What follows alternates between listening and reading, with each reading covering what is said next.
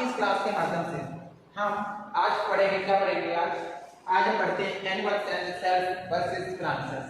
Animal cells and plant cells में हम अंतर पढ़ेंगे।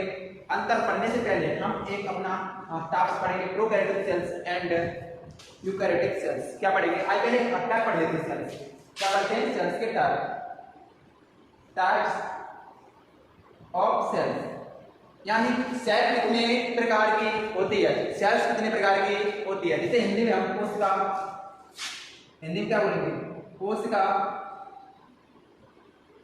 के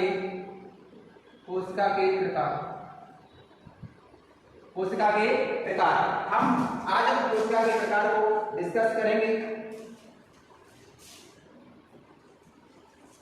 ठीक है, तो कोशिका कितने प्रकार की होती है सबसे पहले आप बताएं, और आप कमेंट बॉक्स में हमको ये बताएं कि कोशिका कितनी प्रकार की होती है। सबसे पहले मैं आपको बताऊं, ये हमारी क्लास हिंदी एंड इंग्लिश दोनों माध्यम में होने वाली है। जिससे कोई बच्चे किसी प्रकार की कोई डाउट है, जिससे हिंदी और इंग्लिश में हमारी तैयारी बराबर होते रहे, क्या है बराबर तैयारी होते रहे। तो पढ़ते टाइप्स ऑफ सेल, सेल कितने प्रकार की होती है, सेल कितने प्रकार की होती है, यानी दो प्रकार की होती है। Cells are divided into two parts.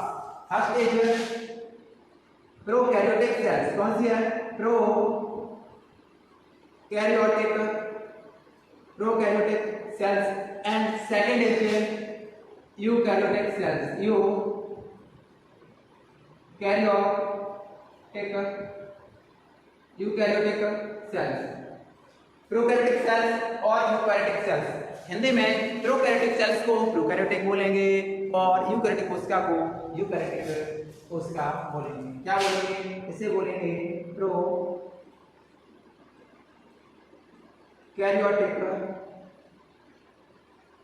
Prokaryotic कोशिका, और इसे बोलेंगे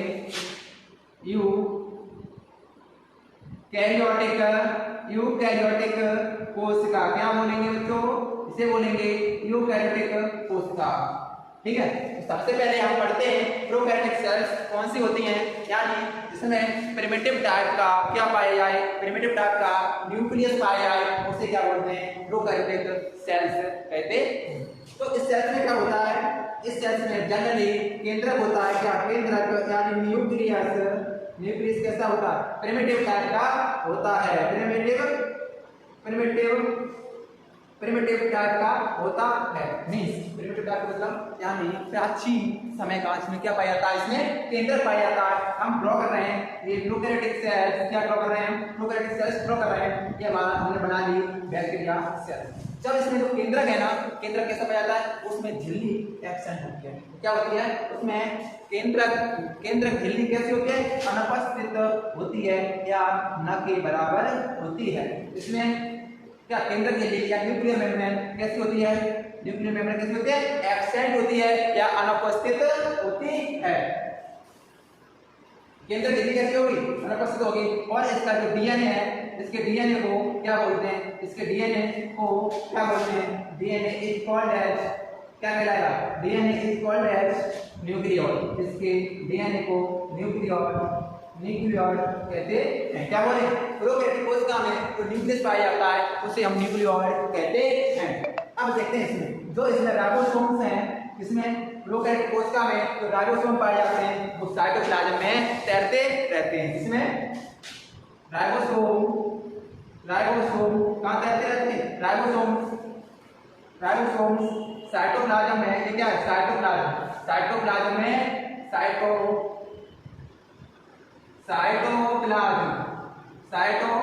में क्या कर रहते हैं, ये तैरते रहते हैं। और इनके सरफेस पर प्रोकैरियोटिक कोशिकाएं होती हैं, उनकी जो साइटोप्लाज्म के बाहर एक संरचना होती है उसे हम क्या बोलते हैं, सेल मेम्ब्रेन कहते हैं। क्या बोलेंगे, सेल मेम्ब्रेन कहेंगे। और सेल मेम्ब्रेन को हम हिंदी में क्या बोलते हैं, कोशिका झिल्ली बोलते हैं। सेल मेम्ब्रेन के आउटर सरफेस पर एक संरचना पाई जाती है जिसे हम सेल वॉल या कोशिका भित्ति, हिंदी में कोशिका भित्ति और इंग्लिश में सेल वॉल कहते हैं। जहां से एक सेल मेम्ब्रेन के आउटर सरफेस पर एक मजबूत और दृढ़ एक संरचना पाई जाती है, उसे हम क्या बोलते हैं, सेल वॉल कहते हैं। क्या बोलते हैं, सेल वॉल कहते हैं। और सेल वॉल को हिंदी में हम कोशिका भित्ति कहते हैं। क्या बोलते हैं? कोशिका भित्ति कहते हैं। कोशिका भित्ति बैक्टीरियल सेल्स की या प्रोकैरियोटिक सेल्स की जो कोशिका भित्ति यानी सेल मेम्ब्रेन वो कैसी होती है? सेल मेम्ब्रेन कैसी होती है? मजबूत होती है और एक दृढ़ होती है। तो इतने पॉइंट आप इसमें प्रोकैरियोटिक कोशिका के अंतर्गत लिख सकते हो।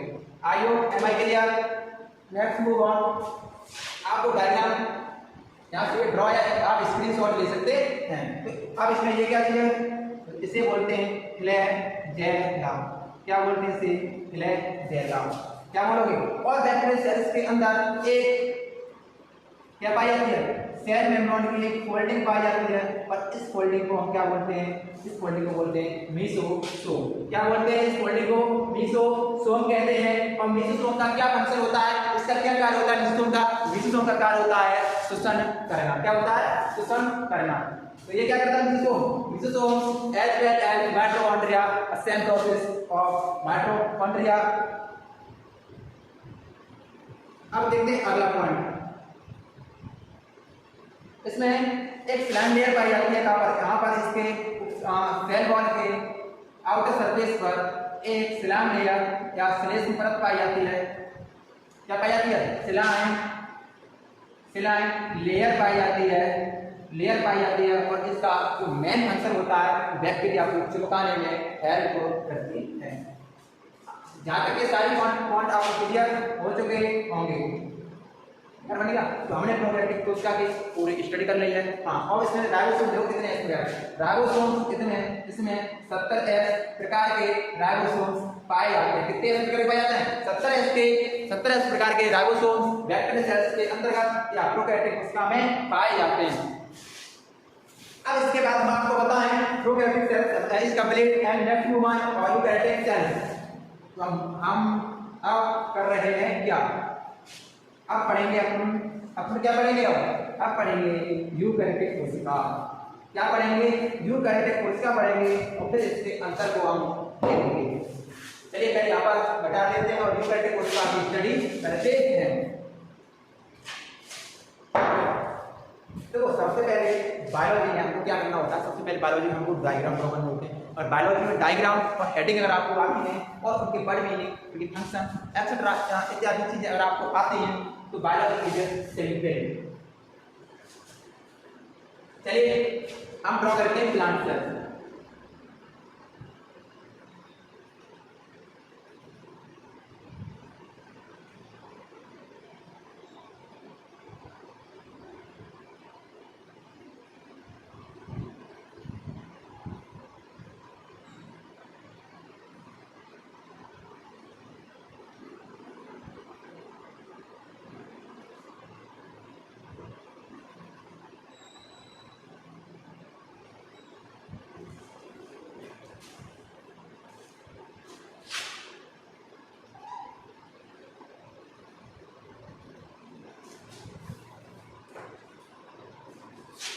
ये बीच में संरचना आपको दिख रही है डॉट लाइक संरचना।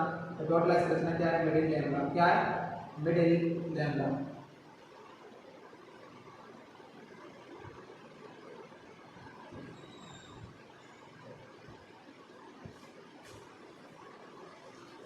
प्रोकैरियोटिक कोशिका में जो केंद्रक पाया जाता है वो किस प्रकार का पाया जाता है?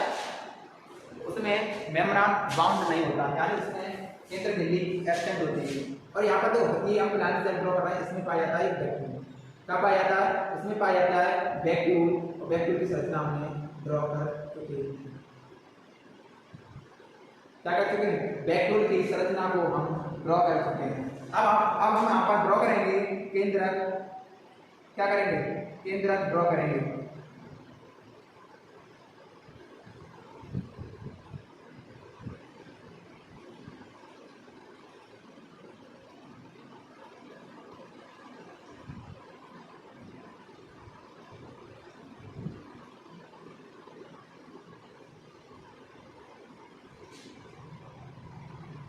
ये हमने ड्रॉ कर लिया केंद्र।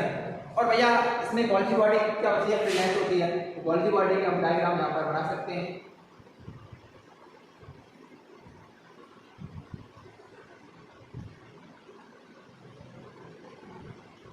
गोल्गी बॉडी हमने इसमें बना दी और उसमें क्या बनाएंगे माइटोकॉन्ड्रिया। ये हम ड्रॉ करना है, क्या करना है माइटोकॉन्ड्रिया को ड्रॉ कर रहे हैं। क्या बनेगी माइटोकॉन्ड्रिया। अगर प्लांट सेल है तो इसमें क्लोरोप्लास्ट पाया जाएगा या नहीं, इसमें क्या पाएगा क्लोरोप्लास्ट भी पाया जाएगा।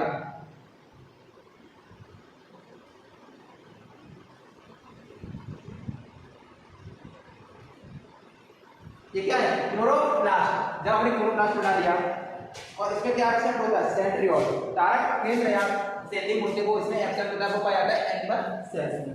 तो इसमें हमारे क्या हुआ है गोल्गी बॉडी आई है, माइटोकॉन्ड्रिया आई है और माइटोकॉन्ड्रिया आई है और इसमें 80 प्रकार के क्या पाए जाएंगे राइबोसोम पाए जाएंगे और सेल्स के अंदर एक द्रव रहता है, उस द्रव को हम क्या बोलते हैं कोशिका द्रव या इसे हिंदी नाम साइटोप्लाज्म कहते हैं। तो हमने क्या भर दिया साइटोप्लाज्म भर दिया।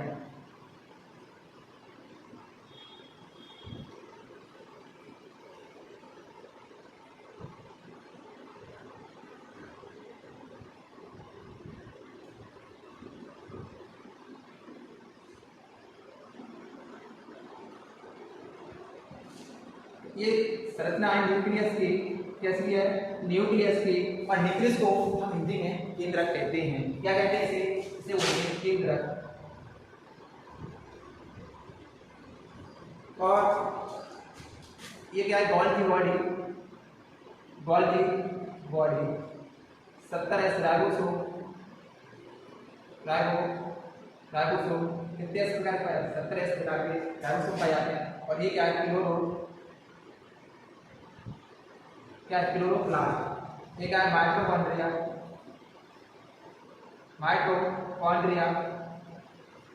और ये क्या है वैक्यूल को क्लोरोप्लास्ट को हिंदी में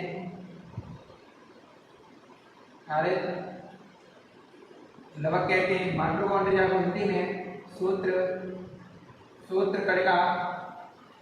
कणिका कहते हैं, और वैक्यूल को हिंदी में रिक्तिका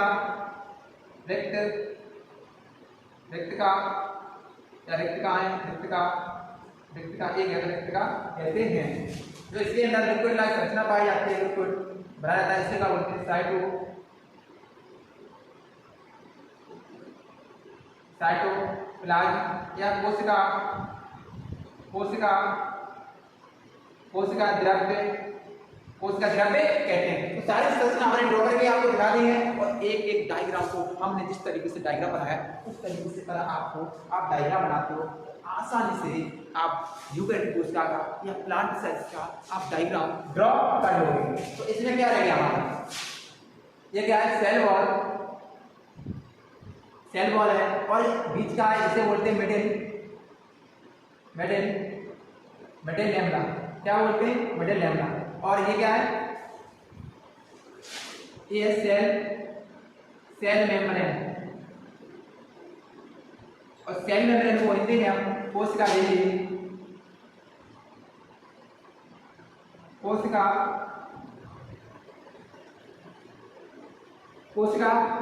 कहते हैं। क्या बोलते हैं कोशिका झिल्ली। और सेल वॉल को हम हिंदी में कोशिका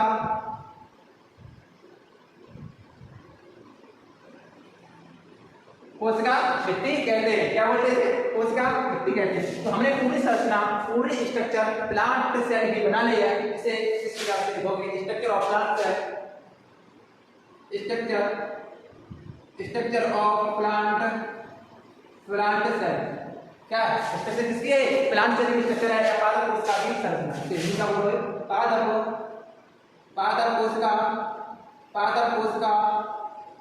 कोशिका की संरचना। तो जहां से आप सारे पॉइंट एक पॉइंट को डिफाइन कर सकते हो।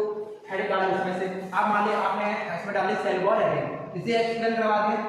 क्या करवा इसे सेल वॉल प्लांट सेल में पाई जाती है। किसमें पाई जाती है प्लांट सेल में पाई जाती है। और it is made up of glucose sorry cellulose. किसकी बनी होती है मेड अप ऑफ सेलुलोज। जो पादप कोशिका की सेल वॉल है किसकी बनी होती है वो सेलुलोज की बनी होती है। किसकी बनी होती है सेलुलोज की बनी होती है। और ये इसका फंक्शन क्या है और ये मतलब इसका फंक्शन है। एक तो ये कठोर होती है और बहुत मजबूत होती है, कठोर और दृढ़ होती है। और इसका मेन फंक्शन है, इसका मेन फंक्शन क्या है? मेन फंक्शन है सेल मेम्ब्रेन को प्रोटेक्शन करना। क्या? सेल मेम्ब्रेन को या कोश का झिल्ली को इसका प्रोटेक्शन करती है। किसकी? कोश का झिल्ली का प्रोटेक्शन करती है। Am I clear? अब हम देखते हैं मिडिल लैमेला। दूसरे क्या है? मिडिल लैमेला क्या करता है?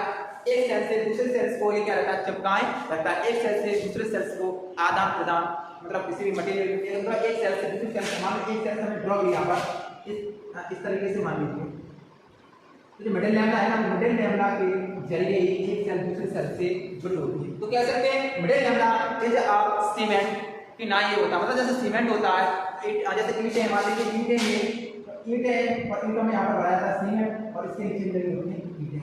यहाँ पर मान लीजिए पत्ता बना रहे हैं, ईंटों बना रहे हैं, यहाँ पर भरते हैं मसाला, तो मसाला यहाँ पर क्या है? मिडिल लैमेला की तरह काम करता है, यानी एक सेल से दूसरे सेल्स को चिपकाए रखता है। कौन? Middle lamella.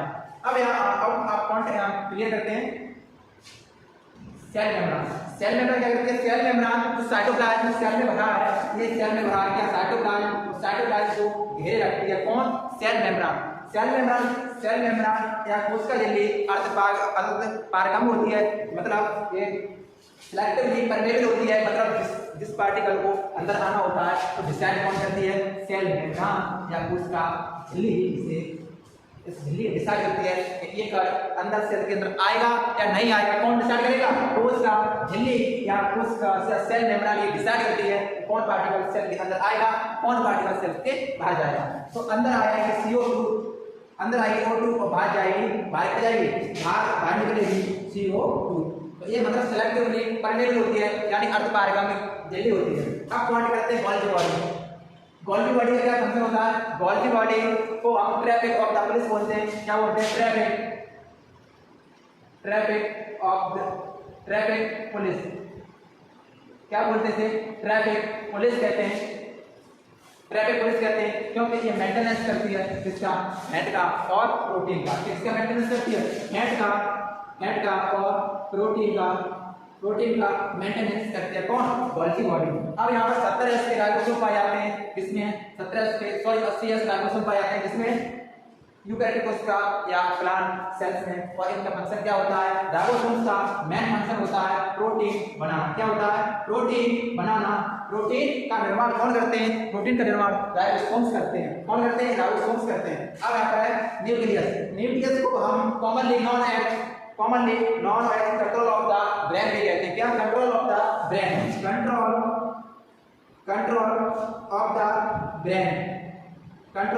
Of the brain भी कहते हैं, या इसे control of the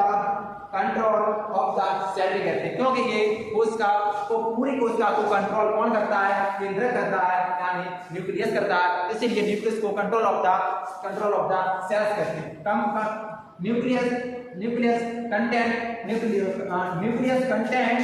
content DNA. Nucleus क्या रखता है? न्यूक्लियस में इससे मिलकर बनाता है, इसमें डीएनए यानी जेनेटिक मटेरियल्स भी इसके अंतर्गत प्रेजेंट होता है। क्या? जेनेटिक मटेरियल प्रेजेंट होता है। इससे एक सेल से दूसरे सेल से या दूसरे जीन में क्या जाता है? आनुवांशिक लक्षण पहुंचते हैं, वो किसके अंतर्गत होते हैं? केंद्र के अंदर जो राइबोसोम्स पाए जाते हैं, उसमें क्या पाए? राइबोसोम पाए जाते हैं। वही आगे जनरेशन में पीढ़ी दर पीढ़ी एकांतरित या ट्रांसफर होते रहते हैं।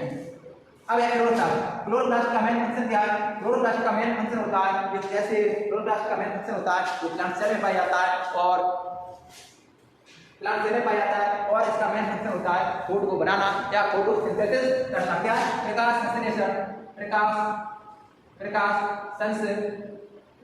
संश्लेषण करना। किसका काम है? प्रकाश संश्लेषण करना। जिसका क्लोरोप्लास्ट का मेन काम है। किसका?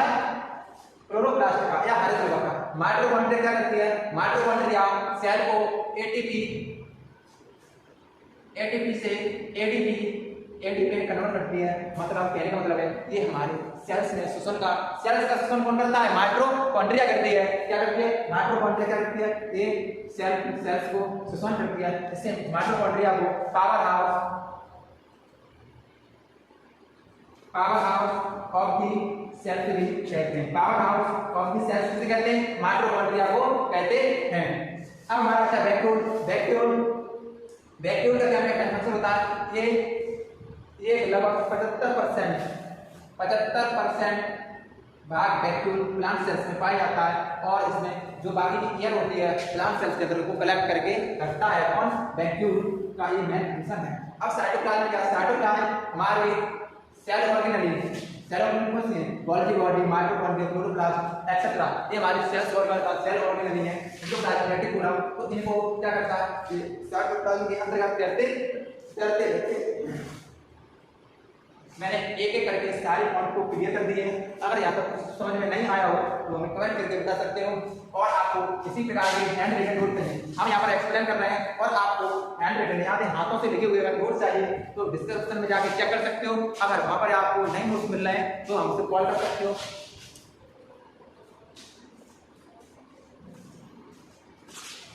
इस नंबर पर कॉल कर सकते हो। 2 नंबर दिए हैं, किसी 2 नंबर पर कॉल कर सकते हो या व्हाट्सएप कर सकते हो, और व्हाट्सएप करने के बाद पेमेंट कर सकते हो। जितना पेमेंट आपसे मांगा गया उतना पेमेंट कर देना। पेमेंट करने के बाद आपको नोट्स आपके पास पहुंच जाएंगे। और इसी प्रकार की वीडियो कवरेज कोर्स करना चाहते हो तो हमसे जुड़े और पढ़ें। और हमारी क्लासें ऑनलाइन और ऑफलाइन दोनों तरीके से दोनों प्रकार से हमारी क्लासें चल रही हैं। ऑफलाइन हमारी चल रही है सिराज एजुकेशन इंस्टीट्यूट जसरान, और हमारे गूगल पर देख सकते हो, हमारी वेबसाइट पर विजिट कर सकते हो और हमारे यूट्यूब चैनल पर भी विजिट कर सकते हो। अगर आप इस वीडियो को फेसबुक पर देख रहे हैं तो फेसबुक पेज को लाइक और इसे फॉलो भी कर सकते हो। और इस वीडियो को अगर आप यूट्यूब पर देख रहे हैं तो यूट्यूब पर सब्सक्राइब का बटन होगा, उस पर क्लिक कर सकते हो। और हैंड रिटन नोट चाहिए, पूरे कंप्लीट चाहिए। हिंदी में आपको चाहिए तो हिंदी में मिलेंगे, इंग्लिश में चाहिए तो इंग्लिश में मिलेंगे। और आपको हिंदी और इंग्लिश दोनों वर्जन में चाहिए तो दोनों वर्जन में हैंड रिटन नोट आपको मिल जाएंगे। और वीडियो को डिस्क्रिप्शन में जाकर के चेकआउट करें और हमसे जुड़ें। और हमसे इंटर की हम पूरी बायोलॉजी इसी चैनल पर कराते हैं। तो धन्यवाद, जुड़े रहें। मिलते हैं नेक्स्ट वीडियो में। अगर किस टॉपिक पे वीडियो बनाई जाए वो कमेंट करके हमें बता सकते हैं। धन्यवाद।